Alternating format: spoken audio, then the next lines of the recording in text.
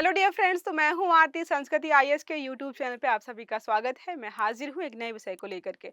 सैफ अली खान जो है लगातार चर्चा में बने हुए हैं। कुछ समय पहले जो है उन पर एक खतरनाक हमला हुआ था घर में जाकर के, जिसकी वजह से चर्चा में थे। अभी यहाँ पर फिर से चर्चा में आए हैं कि उनकी संपत्ति जो है भोपाल, मतलब उनकी संपत्ति नहीं कह सकते हैं, उनकी दादी जी की संपत्ति थी जिसको शत्रु संपत्ति घोषित कर दिया गया था। भोपाल में 15,000 करोड़ की संपत्ति को शत्रु संपत्ति घोषित कर दिया गया है।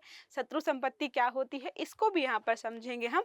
साथ में जो है क्या इसको वापस लेने का कोई तरीका है, क्योंकि जो नियम कानून है ये है कि एक बार शत्रु संपत्ति घोषित हो जाए उसको कोई व्यक्ति वापस नहीं ले सकता है। तो सारे प्रावधानों को, सारे नियमों को यहाँ पर समझने का प्रयास करेंगे। इसके पहले सैफ अली खान जी का आर्टिकल मैंने कवर किया था, उसमें जो है डेटा डंप के बारे में पढ़ाया था। उससे संबंधित एक वीडियो है, बहुत इंपॉर्टेंट इन्फॉर्मेशन थी उसमें। तो जिसको भी समझना है कि मोबाइल डेटा डंप क्या होता है, कैसे जो है किसी भी अपराधी की पहचान होती है, तो वो जाकर के आप दूसरा वाला आर्टिकल देख सकते हो। तो सैफ अली खान का शत्रु संपत्ति मामला, शत्रु संपत्ति और कानून क्या होते हैं वो सारे यहाँ पर समझने का प्रयास करेंगे।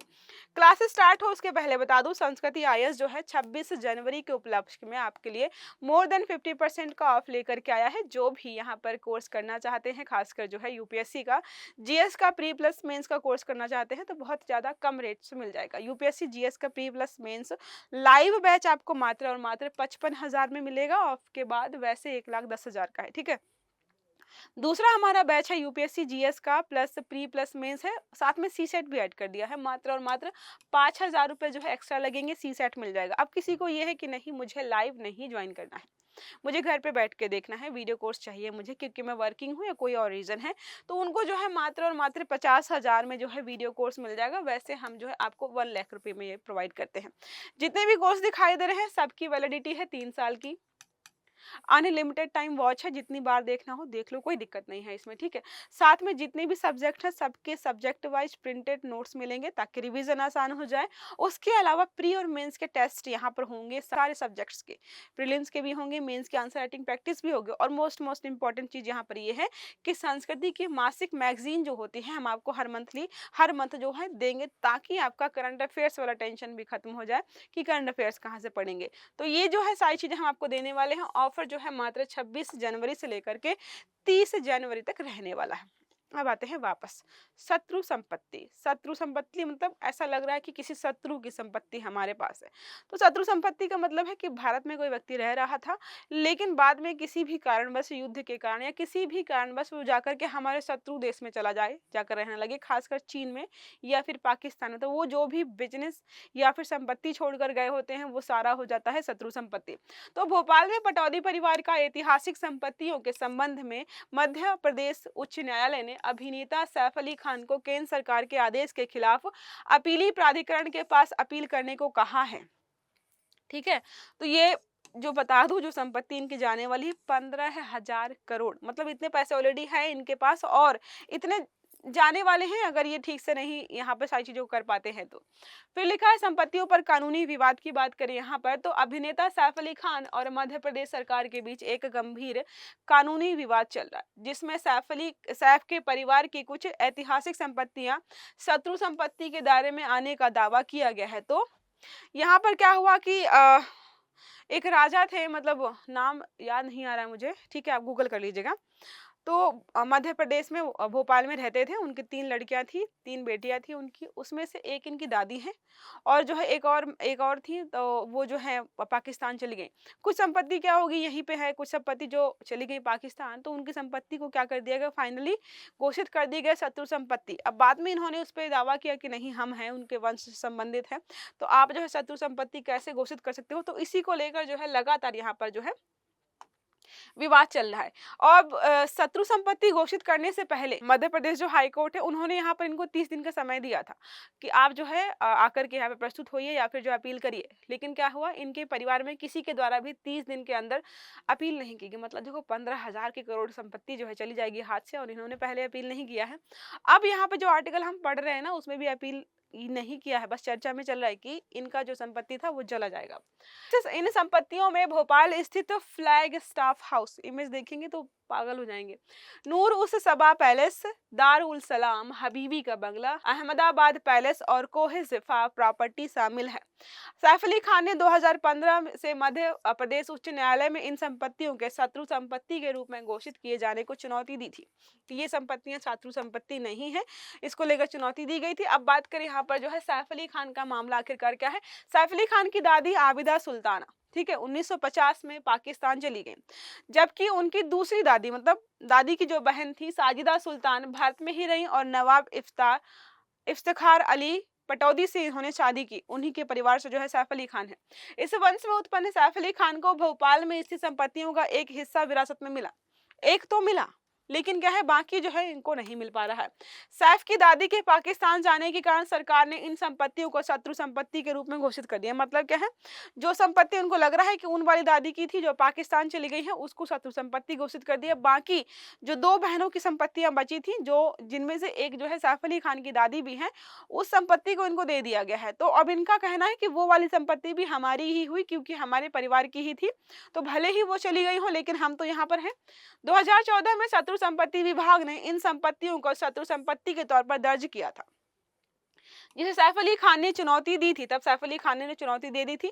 अब बात करें शत्रु संपत्ति के परिभाषा और कानूनी अधिकार, तो मैंने बताया कि कोई भी व्यक्ति जो है युद्ध के इस कारण जो किसी भी कारणवश जो है पाकिस्तान या चीन में जाकर रहने लग गया हो, तो उसकी जो भी संपत्ति है वो शत्रु संपत्ति हो जाएगी और केंद्र सरकार के पास चली जाएगी। बाद में उसको नीलामी वगैरह की जाती है। तो शत्रु संपत्ति उन संपत्तियों को कहा जाता है जो ऐसे व्यक्तियों द्वारा छोड़ी जाती हैं जिन्होंने भारत के खिलाफ युद्ध में भाग लिया हो। अब दूसरे देश में रह रहे हैं, इसका मतलब है कि वो हमारे खिलाफ लड़ रहे हैं, या शत्रु राष्ट्रों जैसे पाकिस्तान या चीन के नागरिक बन गए हों। तो ये दो रीजन है जिसके माध्यम से हम कह सकते हैं कि संपत्ति है शत्रु की। 1962, 1965 और 1971 में भारत और पाकिस्तान के बीच युद्धों के बाद भारत सरकार ने शत्रु राष्ट्रों के नागरिकों द्वारा छोड़ी गई संपत्तियों का नियंत्रण यहाँ पर शुरू कर दिया। 1962 का पहला जो है भारत का रक्षा अधिनियम और भारत रक्षा नियमों के तहत यह संपत्तियां जो है शत्रु संपत्ति के संरक्षक के पास जाती हैं। तो भारत सरकार द्वारा नियुक्त किया जाता है। जो भी संपत्तियां होती हैं, लाखों करोड़ों की संपत्तियां हैं अभी जो भारत सरकार के संपत्तियां जो है एक तरीके से यहाँ पर एक संरक्षक नियुक्त किया जाता है इनके लिए एक अलग से, जो कि सारी संपत्तियों की देखरेख करता है और केंद्र सरकार ही इसकी नियुक्ति करती है। ठीक है, तो ये आपको पॉइंट जो है याद रखना है। अब बात करें यहाँ पर कानूनी उत्तराधिकार का अधिकार। तो जब नियम कानून आए तो उन्होंने वहां पर एक नियम ये ऐड कर दिया कि इन पर उत्तराधिकार के लिए कोई भी दावा नहीं कर सकता है। तो शत्रु संपत्तियों पर जो है उत्तराधिकार का दावा कोई नहीं करेगा, ये नियम हमारे यहाँ पर ऑलरेडी बना हुआ है। शत्रु संपत्ति अधिनियम 1968 के तहत शत्रु संपत्ति घोषित की गई संपत्ति स्थायी रूप से शत्रु संपत्ति के संरक्षक के पास रहती है और इसमें उत्तराधिकार या हस्तांतरण का कोई अधिकार नहीं होता है। अगर एक बार गई तो उसके बाद आप ना ही वहां पर बोलेंगे कि हमारी है और ना ही इसको ट्रांसफर किया जा सकता है। ये नियम हमारे यहाँ पर बने हैं। 2017 में इस कानून में संशोधन किया गया जिसके तहत शत्रु संपत्ति के उत्तराधिकारी के अधिकारों को निरस्त कर दिया गया था। मतलब जो है जो भी संपत्ति है किसी व्यक्ति की है, अब कल को उसका उत्तराधिकारी दादा का बेटा बाबा का बेटा आके बोले कि ये मेरी है क्योंकि मेरे दादा की थी, तो यहाँ पर बोला गया कि उत्तराधिकारी के अधिकारों को ही क्या कर दिया गया, निरस्त कर दिया कि आना ही मत इधर तुम। संशोधन के अनुसार शत्रु संपत्तियों का ना तो किसी व्यक्ति का उत्तराधिकार हो सकता है, ना ही उन्हें किसी अन्य को हस्तांतरित किया जा सकता है, चाहे व्यक्ति भारतीय नागरिक हो या किसी गैर शत्रु राष्ट्र का नागरिक। चाहे तुम भारतीय नागरिक हो, चाहे पाकिस्तान चाइना को छोड़कर ब्रिटेन के नागरिक हो, अमेरिका के नागरिक हो, तुम्हें वो नहीं मिलेगी, ना ट्रांसफर होगी ना ही उत्तराधिकार मिलेगा उस चीज का। बिल्कुल उन्होंने क्या है नियमों कानूनों को बहुत सख्त रखा है।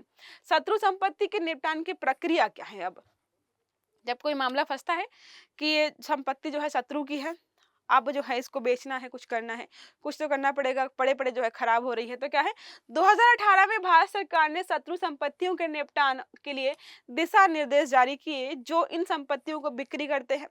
स्थानांतरण मतलब जो है बेचेंगे तो जाहिर-सी बात है उनका जो भी मालिक है एक व्यक्ति से दूसरे व्यक्ति पर हस्तांतरित होगा। मूल्य निर्धारण होता है कि भाई ये जो संपत्ति कितने की बिकेगी।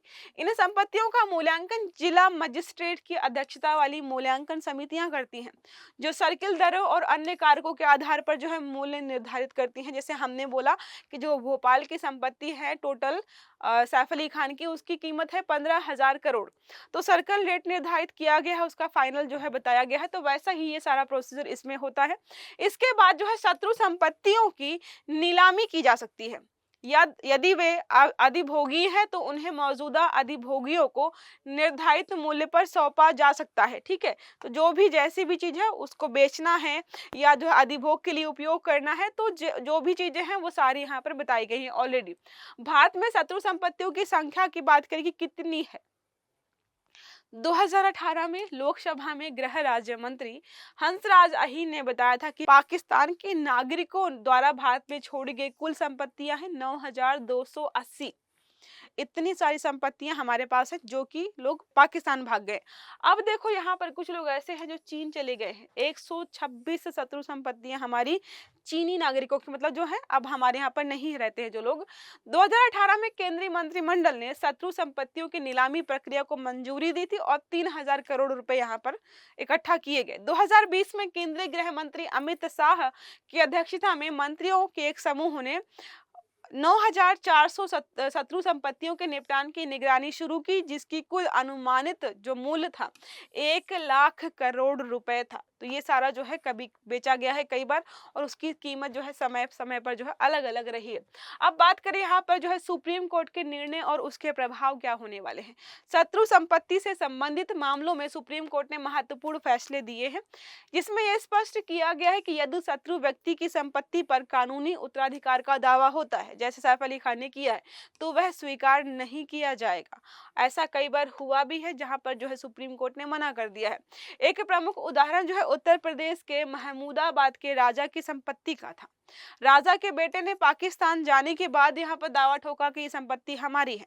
तो यहाँ पर जो है 2005 में सुप्रीम कोर्ट ने उसके दावे को खारिज कर दिया। इसके बाद सरकार ने शत्रु संपत्तियों पर कानूनी दावों के खिलाफ सख्त कदम उठाए। तो जो भी यहाँ पर दावा कर रहे हैं उनके खिलाफ सख्त कदम उठाना शुरू कर दिया कि आओ तुम अपनी संपत्ति मांगो, और सैफ अली खान मांग रहे हैं। ठीक है, तो ये रहा हमारा आज का आर्टिकल। अब इसी से संबंधित एक प्रश्न है। प्रश्न हमारा है 2017 में शत्रु संपत्ति अधिनियम में संशोधन किया गया, जो आपको मैंने बताया था। इसका मुख्य उद्देश्य क्या था।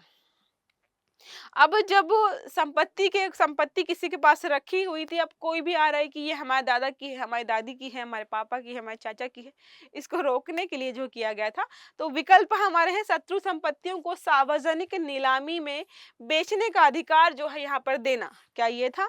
शत्रु संपत्तियों पर उत्तराधिकार का अधिकार समाप्त करना। सी ऑप्शन हमारा है शत्रु संपत्तियों के मूल्य निर्धारण के लिए नई प्रक्रिया लागू करना। या डी है शत्रु संपत्ति के कस्टोडियन के अधिकारों में वृद्धि करना। तो ये हैं चारों विकल्प। जो भी लगे सही आपको कमेंट बॉक्स में मुझे बताना है, ताकि मुझे पता हो कि जो आर्टिकल है आपको लास्ट तक आपने देखा है। इंटरेस्टिंग आर्टिकल था, इस समय चर्चा में भी चले, तो जितनी भी चीजें चर्चा में उनके साथ चल रही हैं वो हम सारे यहाँ पे समय के साथ पढ़ रहे हैं। तो क्लास अच्छी लगी है तो लाइक करिएगा, चैनल को सब्सक्राइब करिएगा, बेल आइकन भी दबाइएगा, ताकि जितने भी हमारे आर्टिकल्स हैं वो आपको समय पर मिलते रहें। अच्छे से पढ़िएगा। Have a good day. Thank you.